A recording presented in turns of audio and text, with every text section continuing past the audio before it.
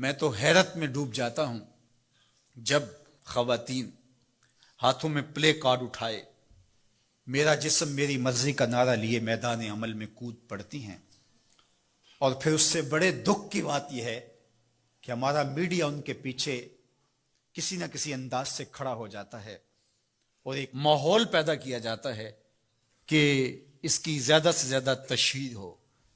میرا معاشرہ، میرا دین، میری مشرقی روایات، میرا کلچر، میرا تمدن، میری تہذیب اس کی حمایت نہیں کرتا۔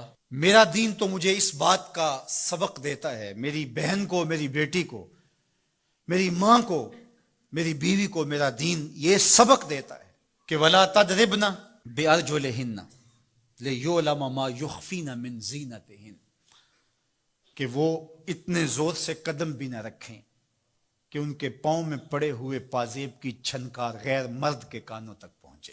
جو اسلام اپنی شہزادیوں کے پاؤں میں پڑے ہوئے پازیب کی جھنکار بھی غیر مرد تک جانے سے روکتا ہے، تو کیسے گوارا کیا جا سکے کہ ٹھمکے لگا کے عورتیں ہاتھوں میں پلے کارڈ اٹھائے بلند آواز سے نعرے لگا رہی ہوں اور جو ہے وہ دھمک دھمک کر کے جو ہے وہ اپنے حقوق مانگ رہی ہو۔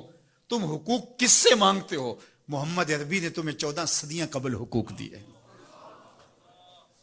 اور اگر تم اسلام کو نہیں مانتی اور اسلام کے ضابطوں سے انحراف کرتی ہو تو آؤ تمہیں میں ایک نقشہ ماضی کا دکھانا چاہتا ہوں کہ تمہارے وجود کو بھی گوارا نہیں کیا جاتا تھا۔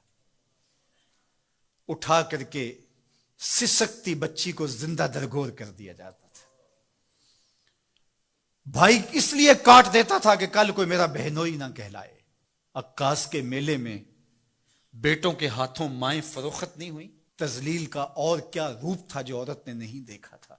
یہ تو اسلام کا فیض ہے کہ اسلام نے ماں کا روپ دیا، اسلام نے عورت کو بہن کا روپ دیا، عزتوں کی مسند پہ بٹھایا۔ بیٹیاں زندہ درگور ہو رہی تھی، میرے حضور نے کہا میری فاطمہ میرے جگر کا ٹکڑا ہے۔ اس کو بتایا کہ تو تکریم کی جگہ پہ ہے، تو عزت کے مقام پہ ہے، اور حضور علیہ السلام سے سیدہ ملنے آتی، حضور اٹھ کے استقبال کرتے۔ عورت کہتی ہے مجھے حق نہیں دیا گیا جتنے حق تجھے دیے گئے۔ مرد کو وراثت میں ایک حق دیا گیا، عورت کو 2 حق دیے گئے۔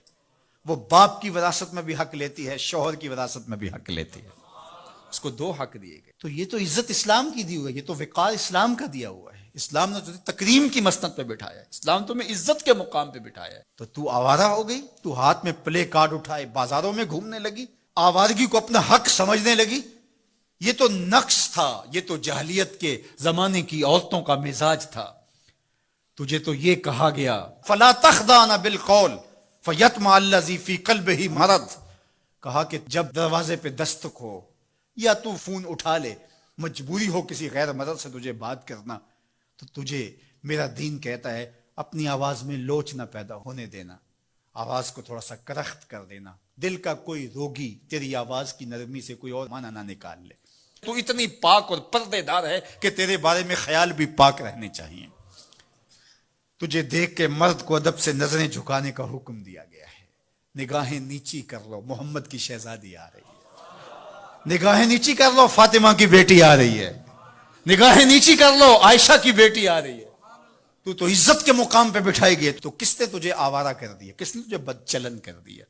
چند ٹگوں پہ، چند ملکوں کے سرمائے پہ، اور چند آوارہ عورتوں کے کہنے پہ جو مغرب کی وظیفہ خور ہیں اور جو نہ نظریہ پاکستان کو مانتی ہیں اور نہ ہی نظریہ اسلام کو مانتی ہیں، ان کے کہنے پہ تو ان کے ساتھ جا کے کھڑی ہو گئی۔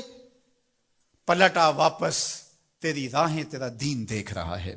یہ 4 دن کی زندگی ہے، یہ بکھر کے ٹوٹ جانے والی سانسیں ہیں۔ آجا، تیرا دین انتظار کر رہا ہے، تیری نسلیں تیرا انتظار کر رہی ہیں۔ بطول باش و پنہا شو ازیں اثر کہ در آغوش شبیر بگیری۔